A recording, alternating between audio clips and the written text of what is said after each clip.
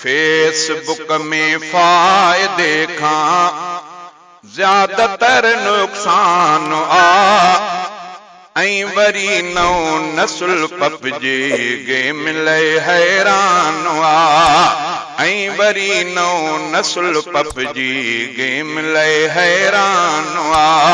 Facebook में फायदे खां ज्यादातर नुकसान ऐं वरी नओं नस्ल पपजी गेम लय हैरान सारी सारी रात जागी नेट में आहे गरक सारी सारी रात जागी नेट में आहे गरक ॾींहुं सारो निंड में गफ़लत अंदर गलतान ॾींहुं सारो निंड में गफ़लत अंदर गलतान ऐं वरी नओं नस्ल पपजी गेम लय हैरान फेसबुक में फायदे खां ज्यादातर नुकसान ऐं वरी नओं नस्ल पपजी गेम लय हैरान तारक दुनिया लगो पियो आहे हर हिकु मर्द ज़न तारक दुनिया लगो पियो आहे हर हिकु मर्द ज़न मुंहुं मोबाइल में विझी बदमस्त थियो इंसान मुंहुं मोबाइल में विझी बदमस्त थियो इंसान ऐं वरी नओं नस्ल पपजी गेम लय हैरान फेसबुक में फायदे खां ज्यादातर नुकसान ऐं वरी नओं नस्ल पपजी गेम लय हैरान कढ लगल यूट्यूब जे आहे नंढो पोढ़ो जवान कढ लगल यूट्यूब जे आहे नंढो पोढ़ो जवान कढ लगल यूट्यूब जे आहे नंढो पोढ़ो जवान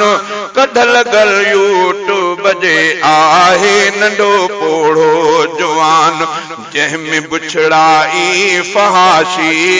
वॾो अरमान जंहिंमें बुछड़ाई फहाशी वॾो अरमान ऐं वरी नओं नस्ल पपजी गेम लय हैरान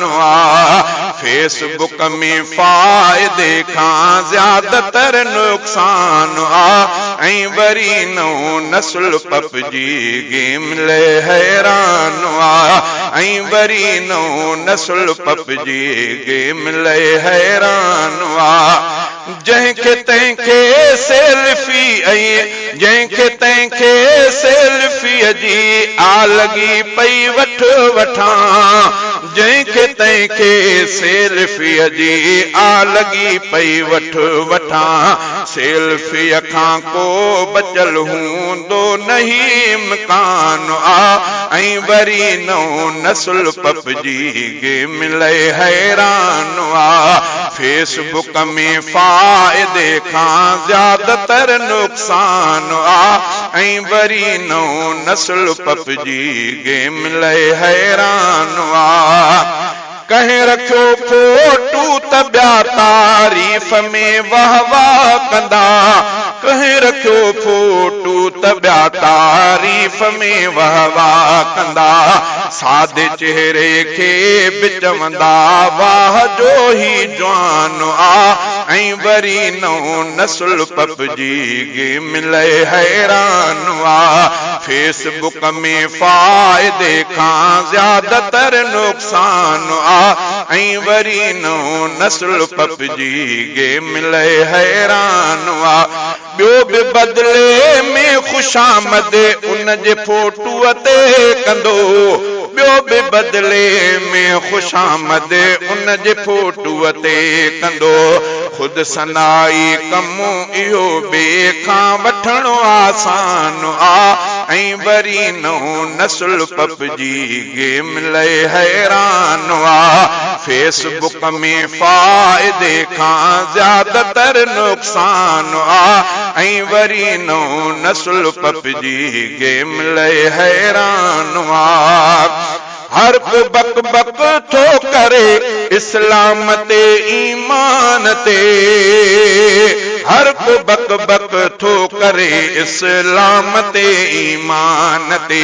पाण खे ॾाहो थो समझे तोड़े जो नादान आ, पाण खे ॾाहो थो समझे तोड़े जो नादान आ। ऐं वरी नओं नस्ल पपजी गेम लए हैरान आ।